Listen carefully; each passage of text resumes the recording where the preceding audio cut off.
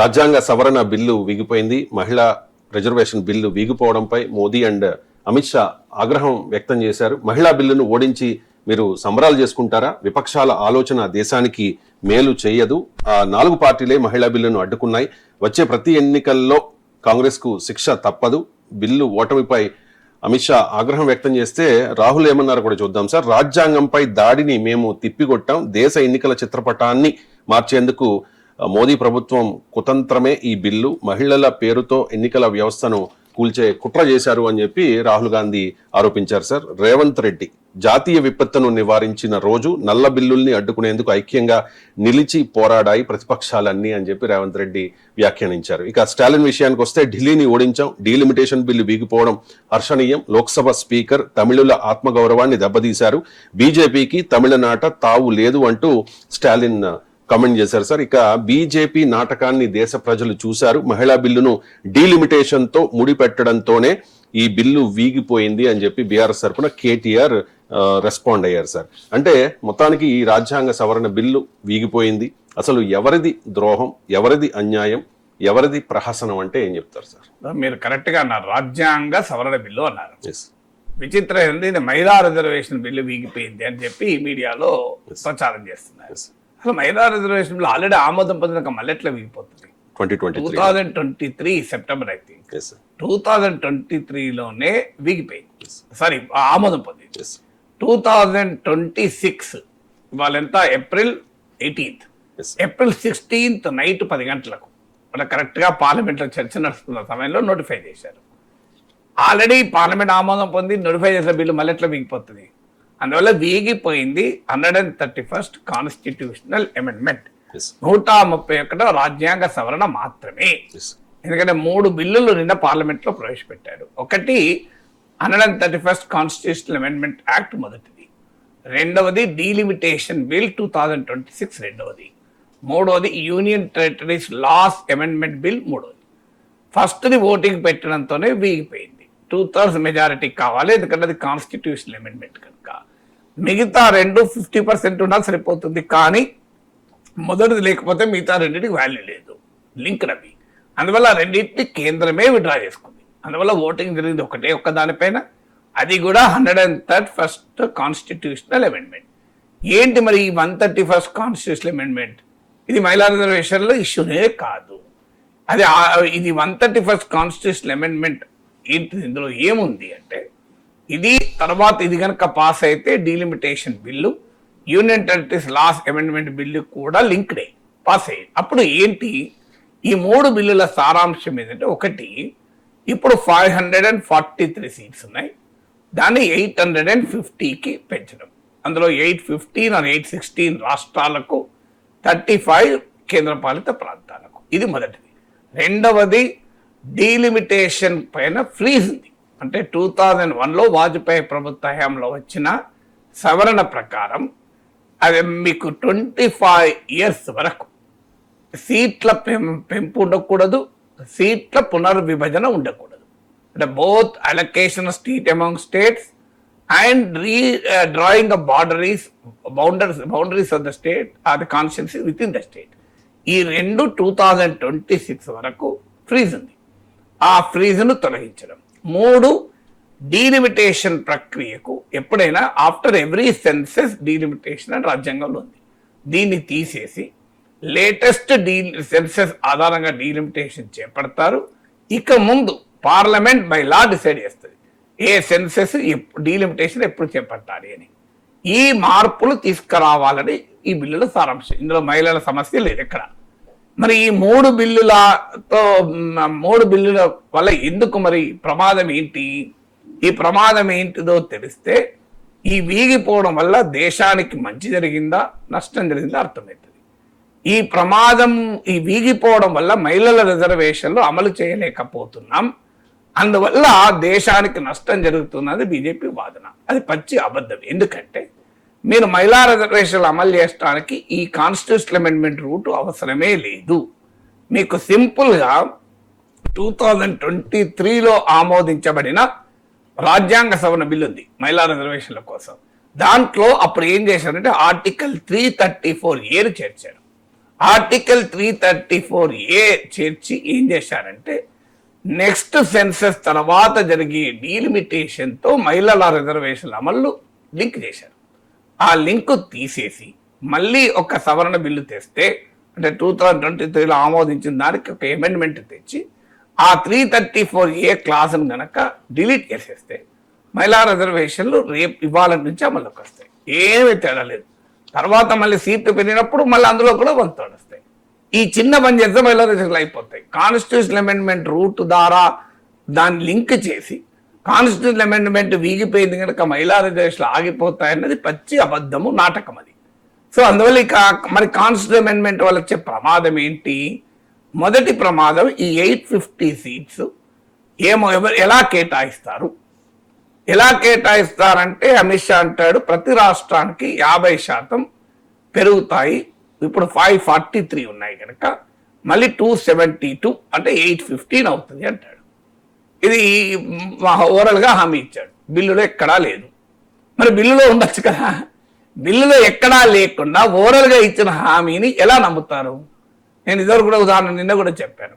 ఇలాగే బిల్లులో లేకుండా ఓవరాల్గా ఇచ్చిన హామీ ప్రత్యేక హోదా ఉంది ఆంధ్రప్రదేశ్కు, అమలైంది. ఇప్పటికీ ఏమన్నారు? ఫైనాన్స్ కమిషన్ రికమెండేషన్ అడ్డం వస్తుంది కనుక అమలు చేయలేకపోతున్నామని పక్కపడేశారు కదా. సో బిల్లులో లేదనే కదా అమలు చేయండి. ఇప్పుడు రేపు కూడా ఏమంటారు? డీలిమిటేషన్ కమిషన్ ఒప్పుకోవడం లేదు అంటారు. కనీసం ఫైనాన్స్ కమిషన్ అయినా మ్యాండేటరీ కాదు, అడ్వైజరీ. డీలిమిటేషన్ కమిషన్ రికమెండేషన్ ను కోర్టులో కూడా సవాల్ చేయాలి. ఇది బియాండ్ జ్యుడిషియల్ రివ్యూ, న్యాయ సమీక్షకు అతీతం. ఇక మళ్ళీ ఎక్కడ అవకాశం ఉంది ఇక నీకు న్యాయం జరగటానికి? అందువల్ల బిల్లులో పెట్టండి అని అడిగారు. బిల్లులో పెట్టలేదు. చివరికి ఏమన్నాడు? ఓటింగ్ ఒక్క గంట ముందు మీరు కనుక నాకు గంట టైం ఇస్తే నేను అధికారిక సవరణలతో వస్తాను అన్నారు. సో దానికి ఎవరికి అభ్యంతరం అంటే మంచిదే కదా. అసలు గంట టైం వీళ్ళు ఇచ్చేది ఏంటి? అపోజిషన్ స్పీకర్ ఎవరు? బీజేపీ స్పీకర్ కదా. స్పీకర్ రిక్వెస్ట్ చేసి అధ్యక్ష మహోదయ్, అధ్యక్ష ప్రభుత్వము దీని సవరణలతో వస్తుంది అంటే స్పీకర్ సమయం ఇవ్వడా? అసలు ఎక్కడైనా లాజిక్ ఉందా? ఎందుకంటే ఆ సభ నిర్ణయించేది అధికార పార్టీ కదా, బిజినెస్ నిర్ణయించేది. అధ్యక్ష మీరు నాకు సమయం ఇవ్వండి, నేను కొన్ని అమెండ్మెంట్లతో వస్తాను, మీరు ఓటింగ్ వాయిదా వేయండి అంటే వాయిదా వేస్తారు. ఏముంది? సవరణలతో అప్పుడే రావచ్చు, కావాలంటే ఇవాళ కూడా రావచ్చు. నేను నైట్ కదా ఓటింగ్ జరిగింది, రేపు వస్తా మళ్ళీ అంటే డీటెయిల్ సవరణలతో వచ్చి ఉంటే 50% కూడా ఇంక్లూడ్ చేసిన సవరణతో వచ్చి ఉంటే ప్రతిపక్షాలు కనుక ఆమోదించకపోతే ఎక్స్పోజ్ అయ్యేవి కదా దేశ ప్రజల ముందు. మీకు ఇంకా డౌట్ ఏమున్నది? కానీ ఏమన్నాడు అమిత్ షా? ప్రీ కండిషన్ పెట్టాడు. మీరు ఒప్పుకుంటారని, మీరు ఆమోదం తెలుపుతారని గ్యారంటీ ఇస్తే నేను పట్టుకొస్తా అంటాడు. మరి ఇప్పుడు ఈ 131st కాన్స్టిట్యూషన్ అమెండ్మెంట్ ఆమోదిస్తామని గ్యారంటీ ఇస్తేనే తెచ్చారా? మేము వ్యతిరేకిస్తాం, దీన్ని ఓడిస్తామని క్లియర్గా చెప్పినా కూడా పట్టుకొచ్చారు కదా. కానీ చూడండి 131st కాన్స్టిట్యూషన్ అమెండ్మెంట్ కోమో అపోజిషన్ గ్యారంటీ ఇవ్వకపోయినా తీసుకొస్తారు. అమెండ్మెంట్లో మాత్రం అపోజిషన్ గ్యారంటీ అంటారు. అసలు అమెండ్మెంట్ ఎలా ఉంటుందో తెలియదు, గ్యారంటీ ఎట్లా ఇస్తారు? నువ్వు అమెండ్మెంట్ చూశాక కదా ఎవరైనా ఆమోదం తెలుపుతారా లేదా అని. నువ్వు ఆమోదము తెలిపితేనే తెలుపుతానని గ్యారంటీ ఇస్తే నేను పట్టుకొస్తా అంటాడు. నువ్వు ఏం పట్టుకొస్తావు నాకు తెలియకుండా నేను ఎట్లా ఆమోదం చెప్పాలని ప్రతిపక్షం. ఫైనల్గా ఓటింగ్కి వెళ్ళారు. వీగిపోయి ఉండకపోతే ఏం జరిగేది అంటే మీకు ఇందులో కీలకమైన పాయింట్ ఏంటి? 25 years పాటు సీట్లు పెరగవు. ఎందుకు పెరగవు? పెరగకపోతే ఏమవుతుంది అంటే 1971 సెన్సెస్ ప్రకారము ఏ రేషియోలోనైతే రాష్ట్రాలకు లోక్సభ సీట్లు కేటాయించారో, మీకు ఉదాహరణకు ఇప్పుడు 3.16% తెలంగాణకు ఉంది, 4.6% ఆంధ్రప్రదేశ్కు ఉంది ఆ ప్రజెంట్ లోక్సభలో. ఇలా ఈ ప్రపోర్షన్ అలాగే 50 yearsగా ఉంది. సో ఇది మారదు అని క్లియర్గా 2026 వరకు ఫ్రీజ్ ఉంది. ఇప్పుడు తొలగించారు అంటే అది మారుతుంది. అంటే 1971 సెన్సెస్ ఆధారంగా సీట్ల శాతము రాష్ట్రాలకు ఉండదు. మరి ఎలా మారుతుంది, ఎట్లా మారుతుంది? ఆ బిల్లులోనే చెప్పారు. Article 81(2)A of the constitution of India క్లియర్గా పాపులేషన్ ఆధారంగా ఉంటుంది. క్లియర్గా నేను అమిత్ షా ఉపన్యాసంలో చెప్పాడు, 1 vote 1 value 1 vote 1 value అని. అంటే నీకు పౌరులందరికీ ఈక్వల్గా ఓటింగ్ రైట్ ఉండాలి అని. ఇప్పుడు అంటే అర్థం ఏంటి? క్లియర్గా జనాభాతో లింక్ చేసి సీట్లు ఇస్తామని క్లియర్గా ఆర్టికల్ 81(2)A ను రిటైన్ చేశారు ఈ 131st constitution amendment. So article 81(2)A ఏం చెప్తోంది, జనాభా ప్రాతిపదికగా the seats for the all different states will be allocated as far as practical every MP represents equal number of voters. ప్రతి ఎంపీ సమానమైన ఓటర్ల సంఖ్యకు రిప్రజెంట్ చేసేలా as far as practical MP సీట్లు రాష్ట్రాలకు కేటాయిస్తారు అని. అంటే 50% కనుక మీరు ప్రతి రాష్ట్రానికి పెంచితే ఆర్టికల్ 81(2)Aకు విరుద్ధం అవుతుంది.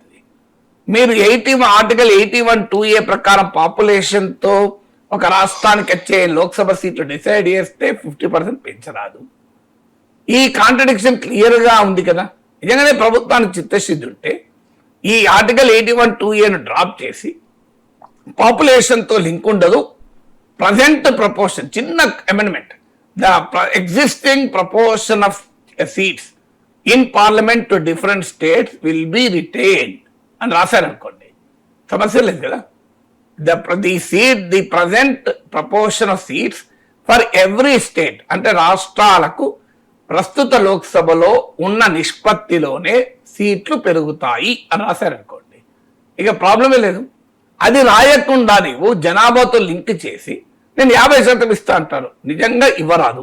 ఒకవేళ ఇచ్చిన కోర్టులో నిలబడదు, కోర్టు ఏం చేస్తే కొట్టి వేస్తుంది. అప్పుడేం చెప్తారు, మేమేం చేయాలి, కోర్టు కొట్టి వేస్తుంటారు. డీలిమిటేషన్ కమిషన్ ఆదేశం ఏంటి, డీలిమిటేషన్ బిల్లులో ఏముంది, ప్రజెంట్ లేటెస్ట్ అవైలబుల్ సెన్సెస్ ఆధారంగా పాపులేషన్ ఆధారంగా సీట్లను బౌండరీస్ నిర్ణయించండి, సంఖ్య నిర్ణయించండి ఉంది. డీలిమిటేషన్ కమిషన్ దేని ఆధారంగా వెళ్తుంది, దాని డీలిమిటేషన్ కమిషన్ బిల్లులో ఏది ఉందో దాని ఆధారంగా పోతుంది కదా. మీరు డీలిమిటేషన్ బిల్లులో ఒకటి ఉండి 50% అని ఇంకో దగ్గర ఉంటే దాన్ని ఒప్పుకుంటారా? సో క్లియర్ వయలేషన్, మోసము, నాటకం అనేది ఇందులో కనబడుతుంది కదా. ఇంత ఎందుకంటే ఇది ఎవరికి అర్థం కాదు, ప్రజల ముందు మభ్యపెట్టచ్చు అనేటువంటి ఒక వ్యవహారం తప్ప క్లియర్ గా నిజంగానే ప్రభుత్వానికి చిత్తశుద్ధి ఉంటే ఇప్పుడైనా మళ్ళీ తీసుకురండి. మీరు 50% ఇవ్వదలుచుకున్నారనుకోండి, సింపుల్ పాపులేషన్ తో లింక్ చేసే క్లాత్ తీసేయండి, చిన్న క్లాత్ చేర్చండి, 50% ప్రతి రాష్ట్రానికి పెరుగుతుంది. అది కూడా అవసరం లేదు 50% అన్నాడు. ప్రస్తుతం ఏ నిష్పత్తిలో రాష్ట్రాలకు లోక్సభలో రిప్రజెంటేషన్ ఉందో అదే నిష్పత్తి కొనసాగుతుంది అని చెప్పండి. 50% అనాల్సిన అవసరం కూడా లేదు. మళ్ళీ బిల్లు పట్టుకరండి, అపోజిషన్ కనుక ఆమోదించకపోతే అపోజిషన్ ఖచ్చితంగా ప్రశ్నించుదాం. కానీ అది తేకుండా మీరు మసిమూసి మారేడుకాయ తెచ్చి లాస్ట్ నేను చూడు చివరి నిమిషాల్లో అమెండ్మెంట్ కూడా ఒప్పుకున్నాను అంటాడు. సో అందువల్ల క్లియర్ గా ఈ 131st కాన్స్టిట్యూషనల్ అమెండ్మెంటే ఆమోదించబడి ఉంటే మీకు ఆంధ్రప్రదేశ్లో 5 సీట్స్ తగ్గేది, కనీసం తెలంగాణలో 3 సీట్స్ తగ్గేది. ఏం జరిగేదో తెలుసా, చాలా పెద్ద ఉపద్రవం జరిగేది. మీకు హిందీ రాష్ట్రాలకు ప్రస్తుతం ఉన్న లోక్సభలో రిప్రజెంటేషన్ 38.1%, అది కాస్త 43.1%. ఎందుకంటే హిందీ రాష్ట్రాలకు 77 సీట్లు పెరుగుతాయి. అంటే 543 నుంచి 850గా పెంచినప్పుడు 77% హిందీ రాష్ట్రాలకు పెరగడం వల్ల లోక్సభలో వాళ్ళ రిప్రజెంటేషన్ ప్రస్తుతం ఉన్న 38.1 నుంచి 43.1% పెరుగుతుంది. అంటే నువ్వు దేశమంతటా ఓడిపోయి ఒక్క హిందీ రాష్ట్రాల్లో గెలిస్తే అధికారంలో ఉండొచ్చు. ఇది దేశంలో అంతర్గత వలసవాదం కాదా? అండ్ నీకు ఎక్కడా బలం ఉండాల్సిన అవసరం లేదు, ఎక్కడా సీట్లు రావాల్సిన అవసరం లేదు. నీవి 43.1%గా ఉన్న హిందీ స్టేట్స్ యూపీ, బీహార్, జార్ఖండ్, రాజస్థాన్, ఛత్తీస్గఢ్, మధ్యప్రదేశ్, హర్యానా, ఢిల్లీ, ఉత్తరాఖండ్, ఈ రాష్ట్రాలలో గనక నీకు 80% సీట్లు వచ్చాయనుకోండి, 35% ఓటింగ్ వస్తుంది. ఇప్పుడు బీజేపీ 35 కన్నా ఎక్కువ ఉన్నాయా ఓటింగ్? అంటే సింపుల్, నీకు ఈ రాష్ట్రాలు గెలుచుకుంటే చాలు దేశం మొత్తాన్ని పాలించవచ్చు. తమిళనాడులో ఓటు రాకపోయినా, ఆంధ్రప్రదేశ్లో రాకపోయినా, బెంగాల్లో రాకపోయినా, మహారాష్ట్రలో రాకపోయినా, ఎక్కడ రాకపోయినా నీకేం ఇబ్బంది లేదు. మరి ఇది హిందీ వలసవాదం కాదా అని అడుగుతున్నాను. ఇది సో ఆ పెద్ద ఎత్తున భారతదేశాన్ని ఒక హిందీ భాష మాట్లాడే వారి కాలనీగా మార్చాలనుకునే మోడీ ప్రభుత్వ ప్రయత్నం వీగిపోయింది. ప్రతిపక్షాలు ఒక చారిత్రక విజయం సాధించాయి. లేకపోతే India would have become colony of Hindi speaking people. ఎందుకు అంటున్నది ఇంత క్లియర్గా ఉంది. మీరు పాపులేషన్ ప్రకారం చేస్తే అది 2011 ప్రకారమే, 2026 పాపులేషన్ ప్రకారం చేస్తేనైతే బహుశా హిందీ వాళ్ళది ఇంకో 2-3% పెరుగుతుంది. ఇక మరి సౌత్ ఇండియాకి ఎంత తగ్గుతుందో చెప్తాను. సౌత్ ఇండియాకు 44 సీట్స్ పెరుగుతాయి. మీకు హిందీ రాష్ట్రాల్లో 159 సీట్లు పెరుగుతాయి. ఈ పెరుగుతున్న సీట్లో 159 హిందీ రాష్ట్రాలు ఉంటాయి. హిందీ రాష్ట్రాల లోక్సభ రిప్రజెంటేషన్ 77% పెరుగుతుంది. సౌత్ ఇండియా కూడా సీట్లు పెరుగుతాయి, ఎందుకంటే 850 అవుతున్నాయి, 50 కానీ 50% పెరగదు. 44% సీట్లు పెరుగుతాయి, 33% పెరుగుతాయి. అంటే సౌత్ ఇండియా 33% పెరిగి south India representation overall parliament లో 24.3 నుంచి 20.7కు తగ్గిపోతుంది. అంటే సౌత్ ఇండియా రిప్రజెంటేషన్ 3.6% తగ్గుతుంది. కేవలం హిందీ రాష్ట్రాల రిప్రజెంటేషన్ 5% పెరుగుతుంది. అది 2011 సెన్సస్ ప్రకారం. ఇక భవిష్యత్తు డీలిమిటేషన్లు అయితే 2026 సెన్సస్ ప్రకారం ఉంటుంది కదా. ఎందుకంటే కావాలనుకుంటే 2028లో కూడా మళ్ళీ కావాలంటే ఈ కొత్త బిల్లు ప్రకారం మళ్ళీ డీలిమిటేషన్ చేయొచ్చు, అప్పుడు ఇంకా సీట్లు పెరుగుతాయి. అంటే ఇంత క్లియర్గా మహిళా రిజర్వేషన్ ముసుగులో సౌత్ ఇండియాను హిందీ రాష్ట్రాల కాలనీగా మార్చేటువంటి ప్రయత్నం మోడీ ప్రభుత్వం చేస్తే దాన్ని ఓడించకపోతే ఏమవుతుంది చెప్పండి. నిజంగానే రేవంత్ రెడ్డి అన్నది కరెక్ట్, అది జాతీయ విపత్తు, అది కేటీఆర్ అన్నది కరెక్ట్, అది ఒక పెద్ద నాటకం. ఇది ఈ నాటకాన్ని దేశ ప్రజలు అర్థం చేసుకోవాలి. ఇక రెండో ఇక్కడికే కాదు స్టోరీ, చాలా మందికి ఇంకా అసలు డిస్కషన్లో లేని పాయింట్ కూడా చెప్తాను. మన దేశ పార్లమెంట్ అంటే లోక్సభ, రాజ్యసభ. కొన్నిసార్లు బిల్లులు ఆమోదం పొందకపోతే రాష్ట్రపతి joint session of the parliament పిలుస్తారు. మీకు తెలుసు కదా joint sessions. Even president, vice president election కూడా రాజ్యసభ, లోక్సభ సభ్యులు ఇద్దరు ఈక్వల్ గా ఓట్లేస్తారు, తేడా ఏం లేదు, ప్రెసిడెంట్ కైనా వైస్ ప్రెసిడెంట్ కైనా. ఇందులో ఏం జరుగుతుంది, ఇప్పుడు 543 లోక్సభలో ఉన్నాయి, 245 రాజ్యసభలో ఉన్నాయి. ఎంత తేడా మీకు 2.2%. అంటే present Lok Sabha strength is 2.2% of the Rajya Sabha కదా. రాజ్యసభలో ఉన్న సంఖ్యకు 2.2%, 2.2 రేట్లు ఎక్కువ, 2.2 టైమ్స్ ఎక్కువ. మీకు ఇప్పుడు రాజ్యసభ 245 ఉంటుంది, లోక్సభ 858. అప్పుడు ఎంత తేడా వస్తుంది మీకు? 245కి 850కి తేడా 3.3 టైమ్స్. అంటే రాజ్యసభతో పోలిస్తే లోక్సభ స్ట్రెంత్ 50% పెరుగుతుంది. అప్పుడు ఏంటి మరి ప్రమాదము? ప్రమాదం ఏం సింపుల్. ఉదాహరణకు లోక్సభలో అధికార కూటమికి 53% సీట్లు ఉంటాయి, రాజ్యసభలో మెజారిటీ ఉండదు, 40% ఉంటాయి, అపోజిషన్కి 60% ఉంటాయి. అయినా ప్రతి బిల్లు ఆమోదమవుతుంది. అయినా ఎందుకు? జాయింట్ సిట్టింగ్ కనుక ఉంటే రెండు కలిపితే మెజారిటీ అయిపోతుంది. అంటే చాలా క్లియర్గా రాజ్యసభది ఏంటి, it is the house of states. ప్రతి రాష్ట్రానికి అందులో సభ్యత్వం ఉంటుంది. తెలివిగా ఏం చేశారు, ఇప్పుడు హిందీ రాష్ట్రాల్లో గెలిచి అంటే 43% కదా, 43% హిందీ రాష్ట్రాలే కదా. రేపు 2026 సెన్సస్ అది 45-46 అవుతుంది, 2036 సెన్సస్ 50% అయిపోతుంది. సో 50% హిందీ రాష్ట్రాల్లో ఉంటాయి. ఇంకొక అక్కడో ఇక్కడో 3% గెలుచుకున్నారు అనుకోండి, మీకు హిందీ రాష్ట్రాల బలం ఉంటే సరిపోతుంది. మిగతా రాష్ట్రాలన్నీ రాజ్యసభలు ఉన్నా ఏమీ చేయలేవు. చూడండి, హిందీ కాలనీగా మారుస్తారన్న నా విమర్శకు మూలం అది. అంటే మిగతా రాష్ట్రాలకు రాజ్యసభలో రిప్రజెంటేషన్ ఉన్నా ప్రభుత్వాన్ని బిల్లుల్ని అడ్డుకోలేరు. దక్షిణాదికి వ్యతిరేకంగా ఉన్న బిల్లులు ఉన్నాయనుకో అడ్డుకోలేరు, ఏమి చేయలేరు. ఎందుకు? మీకు మెజారిటీ రాజ్యసభలో లేకపోయినా కూడా బిల్లులు పాస్ చేసుకోవచ్చు. అది దీని ఉద్దేశం. మీరు గమనించండి, మోడీ ప్రభుత్వం అధికారంలోకి వచ్చాక చాలా కాలం పాటు మెజారిటీ రాజ్యసభలో లేదు. రాజ్యసభలో మెజారిటీ లేదు గనక మెజారిటీ రాదు గనక, ఎందుకంటే చాలా స్టేట్స్లో బీజేపీ ఉండదు, కేవలం కొన్ని స్టేట్సే పరిమితం ఉంటుంది. సో అందువల్ల రాజ్యసభలో మెజారిటీ లేకపోయినా తమకు హిందీ రాష్ట్రాల్లో, సాంప్రదాయ రాష్ట్రాల్లో ఓటు వేస్తే చాలు, మేము అధికారంలోకి రావడమే కాదు, అధికారంలో ఉండడమే కాదు, ప్రతి బిల్లును ఆమోదింప చేసుకోవచ్చు. దీనికి మీకు బ్యాక్గ్రౌండ్ చెప్తాను. అమిత్ షా ఏమన్నాడు, భారతీయ ఆత్మ హిందీ అన్నాడు. అంటే కరెక్ట్గా భారత పార్లమెంటు ఆత్మ హిందీగా మార్చే ప్రయత్నం. లేదా క్లియర్ కేస్, అమిత్ షా ఏదన్నాడో అదే చేస్తున్నారు. భారతీయ ఆత్మ హిందీ, అన్ని భాషల వాళ్ళు హిందీ నేర్చుకోవాలి, సౌత్ ఇండియన్స్ హిందీ తప్పనిసరిగా నేర్చుకోవాలి, 2 సౌత్ ఇండియన్ స్టేట్స్ కూడా హిందీలో కమ్యూనికేట్ చేసుకోవాలి, కేంద్ర మంత్రులంతా హిందీలో ట్వీట్ చేయాలి, జాతీయ రహదారులకు హిందీల పేర్లే ఉండాలి. ఇంత ఓపెన్ గా హిందీ భారతీయ ఆత్మ అని, ఆత్మ ఒకటే ఉంటుంది కదా, 2-3 ఆత్మలు ఉంటాయా? ఇప్పుడు మీలో నాలో ఒకటే ఆత్మ ఉంటుంది కదా, 4 ఆత్మలు అయితే ఉన్నాయి కదా. అంటే భారతదేశంలో ఒకటే ఆత్మ ఉంది, హిందీ. అంటే ఇప్పుడు భారత పార్లమెంట్ లో కూడా మిగతా ఎవరికి స్థానం ఉండకూడదు. అంటే భారత పార్లమెంట్ లోక్సభలో హిందీ ఆత్మ మాత్రమే ఉండాలి అన్నది కుట్ర కదా. అంటే ఇది క్లియర్గా హిందీ కొలోనియలిజం.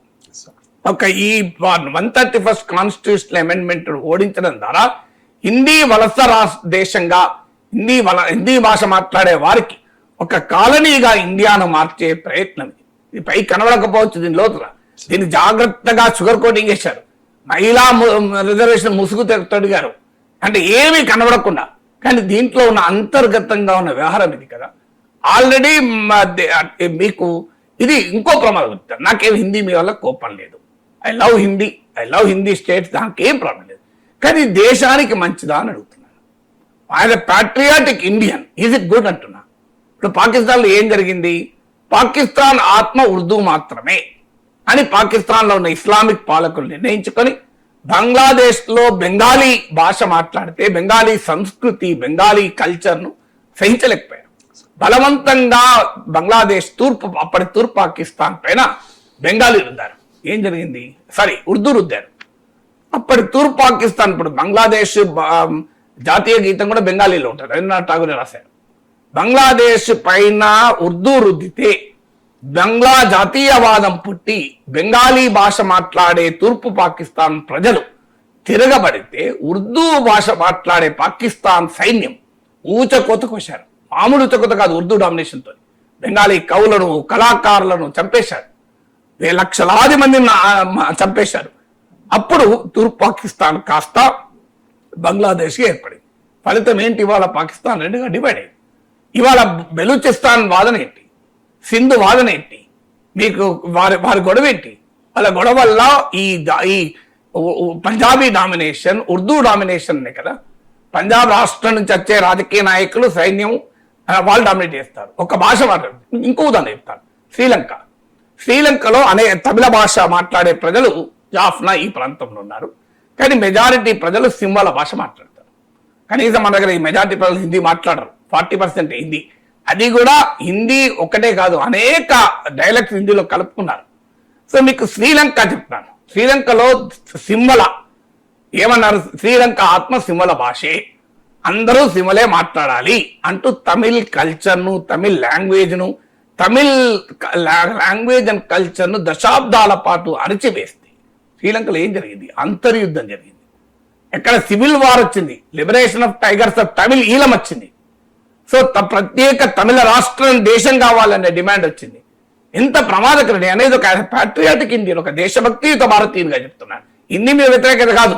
ఆ మాటకొస్తే తెలుగు డామినేషన్ గా కూడా ఇండియా కాలనీగా చేసిన నేను వ్యతిరేకిస్తాను. భారతదేశం మొత్తాన్ని తెలుగు వలస దేశంగా మార్చి తెలుగు రాష్ట్రాల్లో మెజారిటీ వస్తే దేశాన్ని పాలించేలా చేస్తే కూడా వ్యతిరేకిస్తాం. హిందీ భాష మాట్లాడే ప్రజలకు అన్యాయం చేసినా వ్యతిరేకిస్తాం.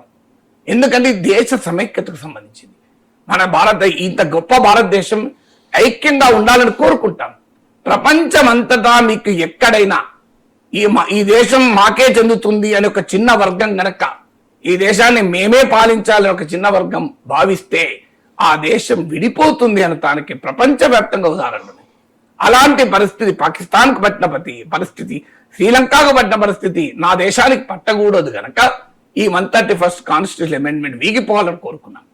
సో 131st కాన్స్టిట్యూషనల్ అమెండ్మెంట్ కనుక చేస్తే ఇది భవిష్యత్తులో భారతదేశ సమైక్యత, సమగ్రతల్ని దెబ్బతీసి ఒక ప్రమాదకరమైన ఒక ఏలినేషన్, పరాయీకరణ, ఈ దేశం మాది కాదా అనే భావన పెరగకూడదు గనక దీన్ని ఓడించాలి అని చెప్పాను. అందువల్ల నిజంగా కూడా ఇది ఒక జాతీయ విపత్తు. ఒక జాతీయ విపత్తు అవర్ట్ అయింది. ఒక దేశం ఒక ప్రమాదకరమైన పరిస్థితుల్లోకి పోకుండా ఈ 131st కాన్స్టిట్యూషనల్ అమెండ్మెంట్ వీగిపోవడం ఉపయోగపడింది. ఓటింగ్ ముందే అమిత్ షా చాలా క్లియర్ గా చెప్పారు కదా సార్, ప్రతిపక్షాలకు హామీ కూడా ఇచ్చారు, 50% సీట్స్ పెంచుతాము అని చెప్పి. చివరి గంటలో కూడా ఒక ప్రపోజల్ తీసుకొచ్చారు, ఆమోదిస్తామని. ప్రతిపక్షాలు హామీ ఇస్తేనే బిల్లులో పెడతామని కూడా అమిత్ షా చెప్పిన పరిస్థితి. సో అయినా కూడా ప్రతిపక్షాలు ఆమోదించలేదు సార్. ఇది సెల్ఫ్ గోల్ అవుతుందా సార్? నేను చూశాను, డాక్టర్ జయప్రకాష్ నారాయణ లాంటి మేధావులకు కూడా ఒక మంచి అవకాశాన్ని కోల్పోయారు దక్షిణాది అని అంటున్నారు. నాకు సింపుల్ క్వశ్చన్, ప్రతిపక్షాలు ఆమోదిస్తామంటే నేను అమెండ్మెంట్ తెస్తాను అన్నాడు. నువ్వు బిల్లు ప్రతిపక్షాలు ఆమోదిస్తానని తెచ్చావా? అసలు బిల్లుకి అమెండ్మెంట్లోమో ప్రతిపక్షాలు ఆమోదిస్తే తెస్తా అంటావు అని నీ కమిట్మెంట్ కాదు. You are not interested. క్లియర్గా అర్థమవుతుంది కదా. నిజంగానే నీ కమిట్మెంట్ ఉంటే ఒకవేళ అనేక రాష్ట్రాలకు చెందిన వారు తెలుగు, తమిళ, కన్నడ, మలయాళీ, ఈ బెంగాలీ, పంజాబీ ఈ భాషలు మాట్లాడే ప్రజలంతా మాకు అన్యాయం జరుగుతుంది, సౌత్ ఇండియా మాకు అన్యాయం జరుగుతుంది అని మాట్లాడుతుంటే బీజేపీ గనక న్యాయమే అనిపిస్తే, ఈ కన్సర్న్ ధర్మమే అనిపిస్తే మీ అందరూ మీరే సవరణ చేయవచ్చు కదా. ప్రతిపక్షాల ఆ గ్యారంటీ ఇవ్వడం ఎందుకు? అసలు 131st కాన్స్టిట్యూషనల్ అమెండ్మెంట్ ప్రతిపక్షాలు మేము అంగీకరించమని చెప్పాక కూడా తీసుకొచ్చారు కదా. ఎందుకు తీసుకొచ్చారు? ప్రతిపక్షాలు వ్యతిరేకిస్తామన్నా కూడా మీరు చట్టం తెచ్చి చట్ట సవరణ మాత్రం ప్రతిపక్షాలు ఆమోదిస్తా అంటే తెస్తా అంటే ఎట్లా లాజిక్ ఉందా? సింపుల్. నిజంగానే BJP is also accepting south ఇండియాకు నష్టం జరగకూడదు అనుకుందాం. మీరు రండి, కమ్ విత్ అమెండ్మెంట్స్. ఒకవేళ ప్రతిపక్షాలు అప్పుడు వ్యతిరేకించామనుకోండి, మనం ప్రతిపక్షాలను ప్రశ్నించుదాం. మనకు మంచిగా 50% పెరుగుతున్నప్పుడు కూడా మీకు ఎందుకు ఇట్లా అంటున్నారు? రేపు 2026 జనాభా లెక్కలేదు ఇంకా నష్టపోతాం, రేపు ఏం జరుగుతుందో తెలియదు, కనీసం ఇప్పుడు వచ్చేదాన్ని ఎందుకు వదులుకుంటున్నారు? సో జేపీ గారు అంటారు సిరికి మోకాలడ్డడం ఏంటి అని. నేను కూడా ఒప్పుకుంటాను. కానీ మీరు కండిషన్ ఏమైనా ప్రతిపక్షాలు ఆమోదిస్తానంటే నేను పెడతాను అంటారు. అంటే you are not sincere. Government sincere ఉంటే ప్రతిపక్షాల ఆమోదంతో సంబంధం వెళ్ళేది కదా. రెండవది, అసలు సవరణ ఎట్లుంటుందో తెలియకుండా మేము ఆమోదిస్తామని ఎలా చెప్తారు? ఏ పార్టీ అని చెప్పగలదా? అంటే అన్లెస్ బీజేపీ మంచి సవరణ తెస్తుంది అని నమ్మితే, అంటే బీజేపీ తప్పనిసరిగా మంచి సవరణ తెస్తుందని నమ్మితే తప్ప ఎవరు గ్యారెంటీ, సవరణ ఎట్లుంటుందో చూడకుండా ముందే హామీ ఇవ్వాలట. నువ్వు ఆమోదిస్తానంటే నేను సవరణ తెస్తా. అసలు లాజిక్ ఉందా ఎక్కడైనా? అని ఇంత జరిగాక ఇన్ని రోజులు చర్చ జరుగుతుంటే నేను 50% అనేది పార్లమెంట్లో హామీ ఇస్తున్నా, నమ్మండి, బిల్లులో లేకపోవచ్చు, బిల్లులో పెట్టము అని చివరి నిమిషంలో మీరు హామీ ఇస్తే నేను తెస్తా. అసలు నాకు నిజంగా అర్థం కాదు. హామీ ఇస్తే అది ఎలా ఉంటుందో తెలియకుండా ఎవరెట్లా హామీ ఇస్తానండి? నువ్వు కొంటామంటే నేను రేటు చెప్తా అంటారా? ఎవడన్నా రేటు చెప్తే కొంటావా కొనవా చెప్తాం. సో మీరు ఈ బాటిల్ ఎంత అని నేను అడిగాను మిమ్మల్ని. అట్లా కాదు నాగేశ్వర సార్, మీరు కొంటామని చెప్పి నేను రేటు చెప్తా. అది కాదయ్యా, నాకు రేట్ అంతా తెలుసు. నువ్వు కొంటామని హామీ ఇస్తే నేను రేట్ చెప్తా.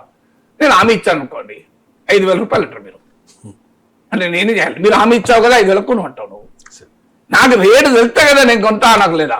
మీరు ఎక్కడైనా ఎనీ మార్కెట్ ట్రాన్సాక్షన్, మీరు ఒక ల్యాండ్ కొనడానికి పోతారు, నువ్వు కొంటామని ఎప్పుడు రేట్ చెప్తా. షాప్లో డ్రెస్ కొనడానికి పోతావు, కొంటామని ఎప్పుడు రేట్ చెప్తా అంటారు ఎవడన్నా? మా రేటు ఇస్తాడు, కొంటావా కొనవా అంటారు. కానీ ఇక్కడ నిన్న చాలా విచిత్రంగా మీరు ఆమోదిస్తామంటే ఇప్పుడు నేను సవరణ తెస్తా. అయ్యా నువ్వు ఏ సవరణ చేస్తావో నాకు తెలియదు, నేను ఎట్లా చెప్పాలి ఆమోదిస్తా అని?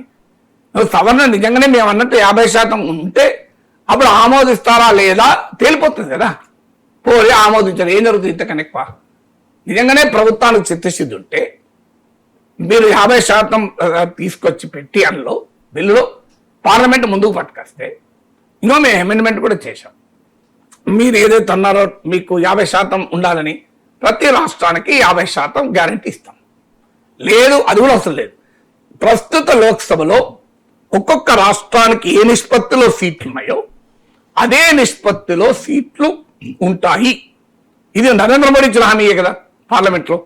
మోడీ పార్లమెంట్లో ఉపన్యాస రూపంగా చెప్పింది, బిల్లులో పెట్టండి, అమెండ్మెంట్ తీసుకురండి, ఇప్పుడు కూడా తీసుకురండి, అయిపోయింది. టైం ఏం వేస్ట్, మించిపోయింది ఏమున్నది?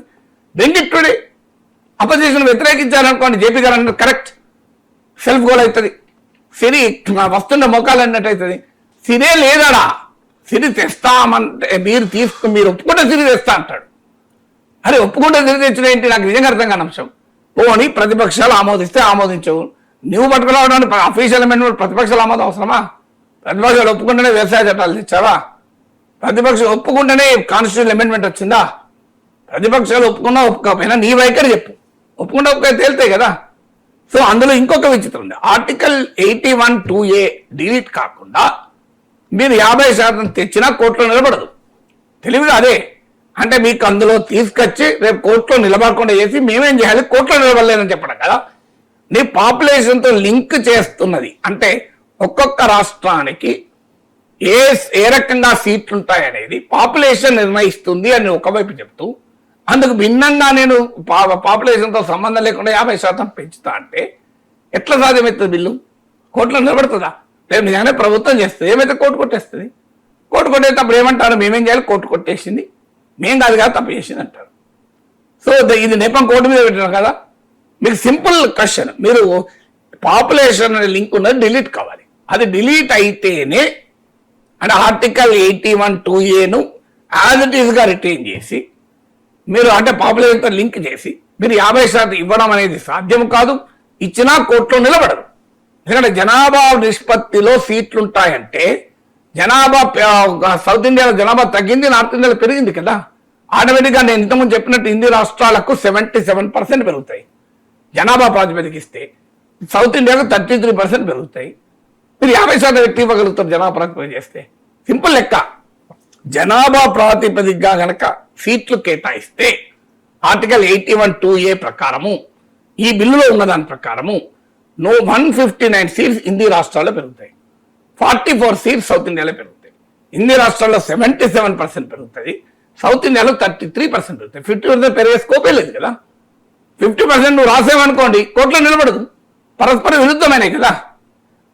మళ్ళీ చెప్తున్న పాపులేషన్ ప్రకారం పెరుగుతాయని రాశారు బిల్లులో. పాపులేషన్ ప్రకారం పెరిగితే 77% హిందీ రాష్ట్రాలు పెరుగుతాయి, 33% సౌత్ ఇండియాలో పెరుగుతాయి. మరి మీరు 50% ఎట్లా చేస్తారు?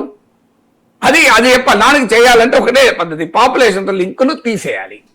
అది తీసేస్తాను ఒప్పుకోరు, అది ఉంటుందట 50% చేస్తామట. అంటే కేవలం ప్రతిపక్షాలు అడ్డుకుంటున్నాయనే ప్రచారానికి తప్ప నిజాయితీ ఎక్కడుంది ఇక్కడ? నిజంగానే నిజాయితీ ఉంటే అయ్యో 50% ఇస్తామన్నా వద్దుకున్నారు. ఇప్పుడు జేపీలోని పెద్దవాళ్ళు కూడా ఏమంటున్నారు, 50% వచ్చేది కదా, పరైపోయేది కదా. ఎట్లా వస్తుంది 50%? పాపులేషన్తో లింక్ చేస్తే 50% రాదు. పాపులేషన్తో లింక్ చేసే ప్రొవిజన్ ఉన్నంతకాలం 50% రాదు. ఆ ప్రొవిజన్ డిలీట్ చేయండి, వస్తుంది. అది చేస్తే అభ్యంతరం ఉన్నది అపోజిషన్ ఇప్పటికే చేయండి, అయిపోయింది. Even now do it, problem ఏముంటుంది?